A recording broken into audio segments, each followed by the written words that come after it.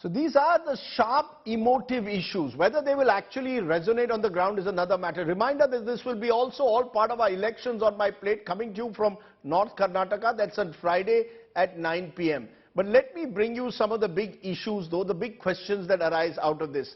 Muslim quota, is it really a poll issue in Karnataka? Religious polarization, is it counterproductive? Should quota policy be reviewed by the government? Is quota being used as a political weapon?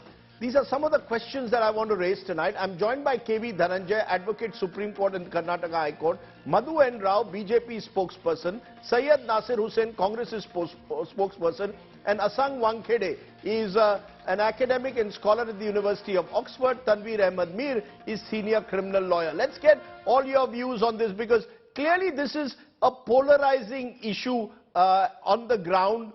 I want to first bring in Madhu N. Rao, BJP spokesperson. It's your party that has decided to scrap Muslim reservation 4%, give it to Vocaligas and Lingayats. Now you're moving away from community-based quotas, happily giving more reservations to castes.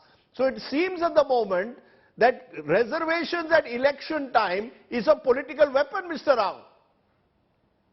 Good evening, Rajdeep. I think it is not correct to say so. When there was a discussion with regard to the reservation with regard to Vocaligas and Lingayats, of course, any government has to run as per the constitutional norms. So it was found that the 4% quota to the Muslims under the 2B category, it was unconstitutional. So we decided that it should be given to the caste which they deserve. And therefore, we made a decision. It was a conscious decision which was made to remove that 4% quota, which was unduly, which is not to be given to the Muslims, which are under religion based. Now, therefore, but you've gone and given it to Vocaligas and Lingayats who already have reservation. So you've used it as a political weapon because these are numerically influential castes. Let's be honest. It's one thing scrapping quotas. You're giving it to other groups. Rajdeep, under Article 16, you've now crossed 56%. Karnataka has 56% reservation, which is above what Indira Sawhney said of 50%. That includes 4%, which was not to be given to the Muslims. Now, let me kindly give me some time. Let me tell you this. Now, the fact of the matter remains that the 4% what was given under the 2B was a religion based, and we were against it, and it has been. Now, let me tell you something. Article 16(4), 15(4) of the Constitution specifically says the state has right to make some special provision to the socially and economically backward classes. So be it. Now the question which arises is this: whether Muslims as a whole community, as a religion, would they come under the category? Would they come under the category for the purpose of 4B? That is the 2B category. Would they be considered as a caste? It is not a caste based. And let me tell you something. There are occupational categories where the Muslims have been given under the occupational categories under 2A and category 1. So therefore, we have not removed it. We are only on the aspect of 2B where we found that it was a religion based and it was against the constitutional norms. Therefore, we removed it and given it to you made your point, Madhu. We made a new category. Okay, let me bring in Syed Nasir Hussain. Syed Nasir Hussain, this entire concept of religion-based reservation, it's potentially divisive. You might have heard that conversation I had in Hubli.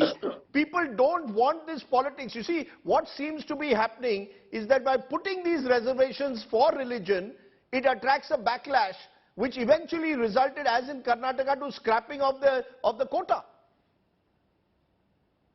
Rajiv, let me be very clear and let the viewers on your television channel know that the Constitution of India says that there can be there can be affirmative action and reservation to backward classes.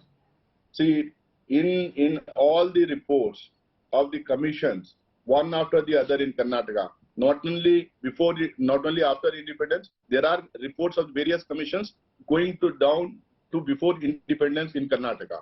All these reports and commissions, including the Backward Classes Commission, have said that entire community, all the Muslims in Karnataka, come under backward classes. They live in a very impoverished conditions. They live in ghettos. So this entire community should be treated as backward classes. So in the backward class also, if there are some Muslims who come above creamy layer, who come beyond the creamy layer, they cannot be they cannot get the benefits of the reservation. That is on the basis of an empirical study, on the basis of research, on the basis of the reports of the commission that this reservation was given. If at all the government wanted to tinker with the present reservation policy, they had to do some sort of a study. There was no study, no research, no report, no commission. And the decision comes just, I think this was one of the last decisions taken by this government just before the code of conduct was announced. For one point is what is the intention? Point number 2, is it politically motivated? Point number 3, is it only targeting one community and depriving them of the benefits that are there for their children in the colleges and in the educational institution and also in the employment? And they could have also done a study whether this community has actually been benefited or not. These are certain things. So your which need to be objections are to the debated manner, your objections are that just before an election, to do it in a manner, you see it as the targeting of a community.